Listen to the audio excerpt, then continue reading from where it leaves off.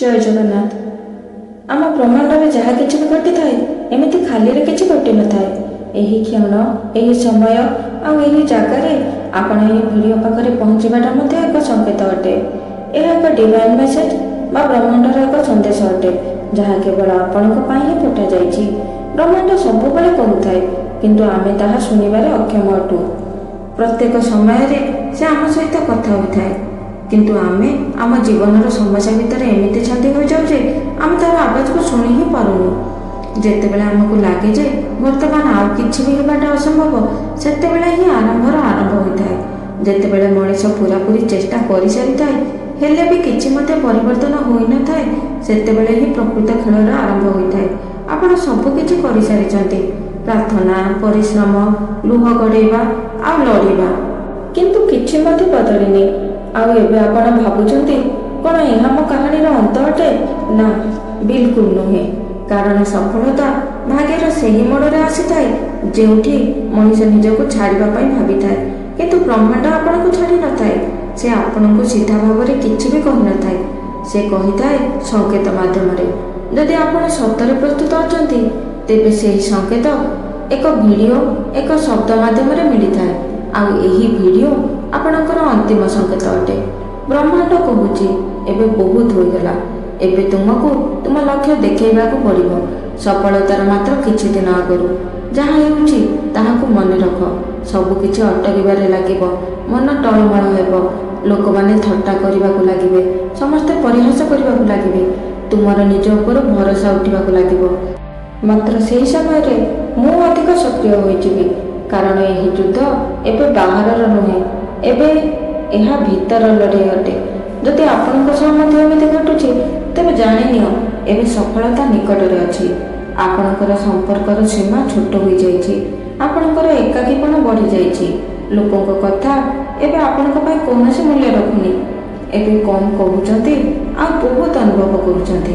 ପ୍ରତ୍ୟେକ ଜିନିଷରେ ଗଭୀରତା ଦୃଶ୍ୟ ହେଉଛି। ଏହା ପରିବର୍ତ୍ତନ ନୁହଁ, ଏହା ରୂପାନ୍ତରଣ ଅଟେ।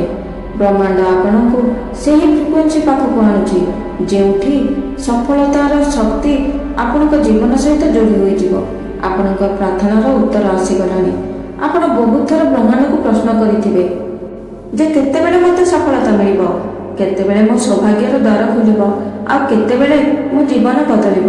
ଏବେ ଶୁଣନ୍ତୁ, ଏହା ହିଁ ସେହି ସମୟ ଯେତେବେଳେ ଆପଣ ପୂରାପୂରି ପ୍ରସ୍ତୁତ ହୋଇସାରିଛନ୍ତି। ଆପଣଙ୍କ ପରିଶ୍ରମ ଟିକିଏ ମଧ୍ୟ ବର୍ବାଦ ହୋଇନାହିଁ। ବ୍ରହ୍ମାଣ୍ଡ ଆପଣଙ୍କୁ ଭାଙ୍ଗିବାକୁ ନୁହଁ, ବରଂ ଗଢ଼ିବାକୁ ଆସିଅଛି। ଆପଣଙ୍କ ଭିତରେ ସେହି ଶକ୍ତି ଅଛି ଯାହା ଇତିହାସ ଲେଖିପାରେ। ଆପଣ ଯଦି ଆଜି ପର୍ଯ୍ୟନ୍ତ ବଞ୍ଚି ଆସିଛନ୍ତି, ତେବେ ଆପଣ ଦୁର୍ବଳ ନୁହନ୍ତି, ଆପଣ ଜଣେ ଦିବ୍ୟ ଆତ୍ମା ଅଟନ୍ତି। ଦୁନିଆ ଜାଣିନି ଆପଣ କେଉଁ ପରିସ୍ଥିତିରୁ ନିଜକୁ ଟାଣି ଆଣିଛନ୍ତି, କିନ୍ତୁ ବ୍ରହ୍ମାଣ୍ଡ ଜାଣିଛି ସେସବୁ। ସେ ଦେଖିଛି ସେହି ସବୁ ରାତି, ଯେଉଁ ରାତିରେ ଆପଣ ଲୁହରେ ଭିଜି ମଧ୍ୟ ହାର ମାନି ନାହାନ୍ତି। ସେ ଶୁଣିଛି ଆପଣଙ୍କର ଅନ୍ତରାତ୍ମାର ଚିତ୍କାର, ଯାହାକୁ ଆପଣ ନିଜର ହସ ପଛରେ ଲୁଚେଇ ରଖିଛନ୍ତି। ସେ ଅନୁଭବ କରିଛି ଆପଣଙ୍କର ପ୍ରତ୍ୟେକ ଖୁସି ପଛର କଷ୍ଟକୁ।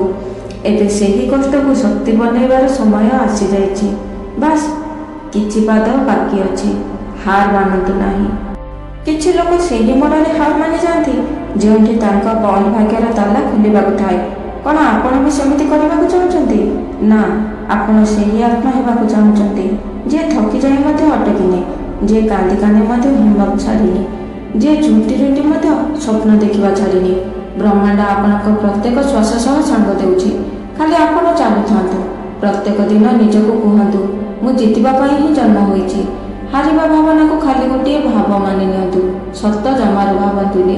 ନିଜକୁ ପ୍ରତ୍ୟେକ ଦିନ ମନେ ପକାନ୍ତୁ, ମୋର ସମୟ ଆସୁଛି। ଆଉ ଯେତେବେଳେ ଆପଣ ଥକି ଯାଉଛନ୍ତି, ଖାଲି ଏତିକି ଭାବନ୍ତୁ, ଏଇଟା ହିଁ ସେହି ସମୟ ଯେଉଁଠି ବ୍ରହ୍ମାଣ୍ଡ ମୋତେ ପରଖୁଛି। ମୋର ସଫଳତା ଆଉ ହାରେ ନାହିଁ। ମୁଁ ଯାହାକୁ ଖୋଜୁଛି ସେ ବି ମୋତେ ଖୋଜୁଛି। ଖାଲି ଗୋଟିଏ ଥର ପୁରା ବିଶ୍ୱାସର ସହ କହନ୍ତୁ, ମୁଁ ପ୍ରସ୍ତୁତ ଅଛି। ଆମେ ସମସ୍ତେ ଶୁଣିଛୁ, ଯାହାର ଯେମିତି ଭାବନା ତାହା ପାଇଁ ସେମିତି ହିଁ ସୃଷ୍ଟି। କିନ୍ତୁ ଆପଣ କେବେ ଭାବିଛନ୍ତି କି ବ୍ରହ୍ମାଣ୍ଡ ଖାଲି ସେତିକି ହିଁ କାହିଁକି ଦେଇଥାଏ ଯେତିକି ଆପଣ ଚାହାନ୍ତି, ଆଉ ବେଳେବେଳେ ତାଠାରୁ ଅଧିକା ମଧ୍ୟ କାହିଁକି ଦେଇଥାଏ, ଆଉ କେତେବେଳେ କିଛି ବି ମଧ୍ୟ ଦେଇନଥାଏ? ଅସଲରେ ବ୍ରହ୍ମାଣ୍ଡ ସେହି ଦର୍ପଣ ଅଟେ ଯେଉଁଥିରେ ଆପଣଙ୍କର ଇରାଦା, ଆପଣଙ୍କର ଭାବନା ଆଉ ଆପଣଙ୍କର ବିଶ୍ୱାସକୁ ପୁନର୍ବାର ଆପଣଙ୍କ ଜୀବନରେ ଦେଖାଇଥାଏ। କିନ୍ତୁ ଏହା ଭିତରେ ଏକ ରହସ୍ୟ ଲୁଚିକି ରହିଛି। ବ୍ରହ୍ମାଣ୍ଡ ଆପଣଙ୍କର ଇଚ୍ଛାକୁ ସେତେବେଳେ ପୂରା କରିଥାଏ ଯେତେବେଳେ ଆପଣ ନିଜର ନିୟମ ସହିତ ଚାଲିବା ଶିଖିଯାଆନ୍ତି। ଆପଣ କେବେ ମଧ୍ୟ ବ୍ରହ୍ମାଣ୍ଡକୁ ଆଦେଶ ଦେଇପାରିବେନି, ତା ସହିତ କେବଳ ସମ୍ପର୍କ ସ୍ଥାପନ କରିପାରିବେ। ଭାବର ସହିତ, ବିଶ୍ୱାସର ସହିତ, ଆଉ ପ୍ରାର୍ଥନାର ସହିତ। ବ୍ରହ୍ମାଣ୍ଡ ଠାରୁ କିଛି ବି ମାଗିବାର ସଠିକ୍ ଉପାୟ କ'ଣ? ଆମେ ସମସ୍ତେ ମାଗିଥାଉ, ହେ ବ୍ରହ୍ମାଣ୍ଡ, ମୋତେ ଗୋଟିଏ ଭଲ ଘର ଦରକାର, ଭଲ ରୋଜଗାର ଦରକାର, ପ୍ରକୃତ ଭଲ ପାଇବା ଦରକାର। କିନ୍ତୁ ବ୍ରହ୍ମାଣ୍ଡ ଉତ୍ତର ଦେଇନଥାଏ। କାରଣ କ'ଣ? କାରଣ ଆପଣ ମାଗୁଛନ୍ତି ଅଭାବରୁ, ଆଉ ବ୍ରହ୍ମାଣ୍ଡ ଆପଣଙ୍କୁ ଫେରେଇ ଦିଏ ସେହି ସବୁ ଅଭାବ। ଆପଣ ଯେତେବେଳେ କୁହନ୍ତି ମୋ ପାଖରେ କିଛି ନାହିଁ, ସେତେବେଳେ ବ୍ରହ୍ମାଣ୍ଡ ବି କହିଥାଏ ଠିକ୍ ଅଛି, ତୁମ ପାଖରେ କିଛି ନ ରହୁ। ସେଥିପାଇଁ ମାଗିବା ଶୈଳୀକୁ ବଦଳାଇବା ଦରକାର।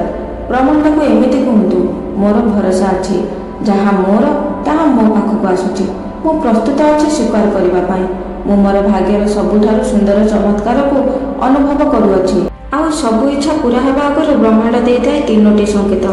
ଯେତେବେଳେ ବ୍ରହ୍ମାଣ୍ଡ ଆପଣଙ୍କ ଇଚ୍ଛାରୁ ଅଧିକା କିଛି ଆପଣଙ୍କୁ ଦେବାକୁ ଯାଉଥିବ, ସେତେବେଳେ ସେ ଆପଣଙ୍କୁ 3ଟି ରହସ୍ୟମୟ ସଂକେତ ଦେଇଥାଏ। ପ୍ରଥମ ସଂକେତ, ଅଚାନକ ଅନେକ ଗୁଡ଼ିଏ ବାଧା ଦେଖାଦେଇଥାଏ। ଆପଣଙ୍କ କାମ ପ୍ରଥମେ ଠିକ୍ ଚାଲିଥିଲା, କିନ୍ତୁ ଅଚାନକ ବହୁତ ଗୁଡ଼ିଏ ସମସ୍ୟା ବାଧା ଦେବାରେ ଲାଗିଛି। ଲୋକମାନେ ଦୂର ହେବାକୁ ଲାଗୁଛନ୍ତି, ଅବସର ହାତଛଡ଼ା ହେବାରେ ଲାଗିଛି। ଜମାରୁ ଡରନ୍ତୁନି, ଏହା ବ୍ରହ୍ମାଣ୍ଡର ସଫା କରିବାର ପ୍ରକ୍ରିୟା ଅଟେ। ପୁରୁଣା ଯିବ, ନୂଆ ଆସିବ। ଭିତରୁ ଆବାଜ ଆସିବାକୁ ଲାଗିବ, କିଛି ବଡ଼ ହେବାକୁ ଯାଉଛି। ବିନା କିଛି ତର୍କରେ, ବିନା କିଛି କାରଣରେ ଏବେ ଆପଣଙ୍କ ଆତ୍ମା ବ୍ରହ୍ମାଣ୍ଡ ସହିତ ସଂଯୋଗ ସ୍ଥାପନ କରିସାରିଛି। ଆପଣଙ୍କ ଅନ୍ତର୍ଜ୍ଞାନ ଏବେ ବ୍ରହ୍ମାଣ୍ଡର ସଂକେତକୁ ଧରିପାରୁଛି। 3 ଥର ବାରମ୍ବାର ଗୋଟିଏ ହିଁ କଥା ନମ୍ବର ବା ବିଚାର ଜରିଆରେ ଆପଣଙ୍କ ସାମ୍ନାକୁ ଆସିବାକୁ ଲାଗିବ। ଯେମିତିକି ଏଞ୍ଜେଲ ନମ୍ବର 111 222 777, ନହେଲେ କୌଣସି ଗୀତ, କୌଣସି ସନ୍ଦେଶ କିମ୍ବା କୌଣସି ଭିଡ଼ିଓ ଆଖି ସାମ୍ନାକୁ ଆସିବ। ଯେମିତିକି ବ୍ରହ୍ମାଣ୍ଡ ଆପଣଙ୍କୁ ରାସ୍ତା ଦେଖାଉଛି। ଆପଣ ଧ୍ୟାନ ଦେଲେ ରାସ୍ତା ସ୍ପଷ୍ଟ ଦେଖାଯିବ। ଏହା ତ ଥିଲା ଦ୍ୱିତୀୟ ସଂକେତ। ଏବେ ଯିବା ତୃତୀୟ ସଂକେତ ଆଡ଼କୁ। କିନ୍ତୁ ଏଇଟା ସଂକେତ ନୁହଁ, ଏହା ଏକ ରହସ୍ୟ, ବ୍ରହ୍ମାଣ୍ଡୀୟ ରହସ୍ୟ, ଯାହା ହେଉଛି ଆପଣଙ୍କ ଇଚ୍ଛାକୁ ବାସ୍ତବିକତାରେ ପରିବର୍ତ୍ତନ କରିବା। ଏହି ରହସ୍ୟକୁ କେହି ବି ଜାଣିନଥାନ୍ତି, କିନ୍ତୁ ଆପଣ ତାହା ଜାଣିସାରିଥାନ୍ତି। ତାହା ହେଉଛି ମାଗ, ମାନ ଆଉ ଭୁଲିଯାଅ। ଯେତେବେଳେ ଆପଣ ଆପଣଙ୍କ ଇଚ୍ଛା ବ୍ରହ୍ମାଣ୍ଡକୁ ଜଣାନ୍ତି, ତେବେ ତାକୁ ବାରମ୍ବାର ପିଛା କରିବା ଛାଡ଼ି ଦିଅନ୍ତୁ। ମାଗନ୍ତୁ, ଧନ୍ୟବାଦ ଦିଅନ୍ତୁ ଆଉ ଛାଡ଼ି ଦିଅନ୍ତୁ। ବାରମ୍ବାର ଭାବିବାର ଅର୍ଥ ଗୋଟିଏ କବାଟକୁ ବାରମ୍ବାର ଠକ୍ ଠକ୍ କରିବା ସବୁ ସମାନ। ବ୍ରହ୍ମାଣ୍ଡ ଉପରେ ଭରସା ରଖନ୍ତୁ। ଯେମିତି ଥରେ ବୀଜ ରୋପଣ କରାଗଲେ ସବୁଦିନ ମାଟି ଖୋଳା ଯାଇନି, ସେମିତି ହିଁ ଇଚ୍ଛା ବ୍ରହ୍ମାଣ୍ଡକୁ ଜଣାଇ ସାରିବା ପରେ ଶାନ୍ତ ହୋଇଯାଆନ୍ତୁ। ପ୍ରଥମରୁ ଏମିତି ବ୍ୟବହାର କରନ୍ତୁ ଯେମିତିକି ଆପଣଙ୍କୁ ସବୁ କିଛି ମିଳିସାରିଛି, ଆଉ ଆପଣ ଦୁନିଆର ସବୁଠାରୁ ସୁଖୀ ସମ୍ପନ୍ନ ବ୍ୟକ୍ତି। ଏହା ବ୍ରହ୍ମାଣ୍ଡର ସବୁଠାରୁ ଶକ୍ତିଶାଳୀ ଉପାୟ ଅଟେ। ଯଦି ଆପଣଙ୍କୁ ଭଲ ପାଇବା ଦରକାର, ତ ପ୍ରଥମେ ନିଜକୁ ଭଲ ପାଆନ୍ତୁ। ଯଦି ଧନ ଦରକାର, ତ ନିଜ ପାଖରେ ଥିବା ଧନର ଆଦର କରନ୍ତୁ। ଯଦି ସମ୍ମାନ ଦରକାର, ତ ନିଜକୁ ପ୍ରଥମେ ସମ୍ମାନ ଦେବା ଶିଖନ୍ତୁ। ଆପଣ ଯେମିତିକା ଉର୍ଜା ବ୍ରହ୍ମାଣ୍ଡକୁ ପ୍ରଦାନ କରିବେ, ସେମିତି ହିଁ ସତ୍ୟତା ଆପଣଙ୍କ ଜୀବନରେ ଘଟିବ। ଆଭାର ଭିତରେ ସବୁଠାରୁ ବଡ଼ ଉର୍ଜା ଅଛି। ଆପଣଙ୍କ ପାଖରେ ବର୍ତ୍ତମାନ ଯାହା ଅଛି, ଯଦି ଆପଣ ତାର ଆଭାର ପ୍ରକଟ କରିପାରୁନାହାନ୍ତି, ତେବେ ବ୍ରହ୍ମାଣ୍ଡ ଭାବେ ଏହି ବ୍ୟକ୍ତି ଜମାରୁ କୃତଜ୍ଞ ନୁହଁ। ତ ଆଉ କାହିଁକି ଦେବି? ପ୍ରତ୍ୟେକ ଦିନ ସକାଳେ କୁହନ୍ତୁ, ମୁଁ ଧନ୍ୟବାଦ ଦେଉଛି ଯାହା କିଛି ବି ମୋ ପାଖରେ ଅଛି ତା ପାଇଁ। ମୁଁ ପ୍ରସ୍ତୁତ ଅଛି ଚମତ୍କାର ସ୍ୱୀକାର କରିବା ପାଇଁ। ରାତିରେ ଶୋଇ ଶୋଇ ବାସ୍ ଏତିକି ହିଁ କୁହନ୍ତୁ। ରାତିରେ ଶୋଇଲା ବେଳେ ଧୀରେ ଧୀରେ କୁହନ୍ତୁ, ବ୍ରହ୍ମାଣ୍ଡ ମୋର ସବୁ କଥାକୁ ଶୁଣି ପାରୁଛି। ଯେଉଁଟା ମୋର ସବୁଠାରୁ ଗଭୀର ଇଚ୍ଛା, ତାହା ମୋ ପାଖକୁ ଆସୁଛି। ଯାହା କିଛି ମୋ ପାଇଁ ଶୁଭ, ସେସବୁ ମୋ ଜୀବନରେ ପ୍ରକଟ ହେଉଛି। 3 ମିନିଟ୍, ବାସ୍ 3 ମିନିଟ୍ ଏହି ଭାଇବ୍ରେସନକୁ ବ୍ରହ୍ମାଣ୍ଡ ପାଖକୁ ପଠାନ୍ତୁ। ଆଉ ଦେଖନ୍ତୁ, ଯାହା ସବୁ ପାଇବା ପାଇଁ ଆପଣ ଦିନେ ପ୍ରାର୍ଥନା କରୁଥିଲେ, ସେହି ସବୁ ଗୋଟେ ଗୋଟେ ହୋଇ ଆପଣଙ୍କ ଜୀବନରେ ସତ ହେବାକୁ ଲାଗୁଛି। ଯଦି ଆପଣ ଏ ପର୍ଯ୍ୟନ୍ତ ଭିଡ଼ିଓଟିକୁ ପୁରା ଦେଖିଛନ୍ତି, ତେବେ ଏହା ଆପଣଙ୍କ ଇଚ୍ଛା ନୁହଁ, ଏହା ବ୍ରହ୍ମାଣ୍ଡର ଇଚ୍ଛା। କାରଣ ସେ ଏହି ଭିଡ଼ିଓ ମାଧ୍ୟମରେ ଆପଣଙ୍କ ଜୀବନରେ ଏକ ଗଭୀର ପରିବର୍ତ୍ତନ କରିବାକୁ ଯାଉଛି। ତ ପ୍ରସ୍ତୁତ ହୋଇଯାଆନ୍ତୁ। ଧନ୍ୟବାଦ।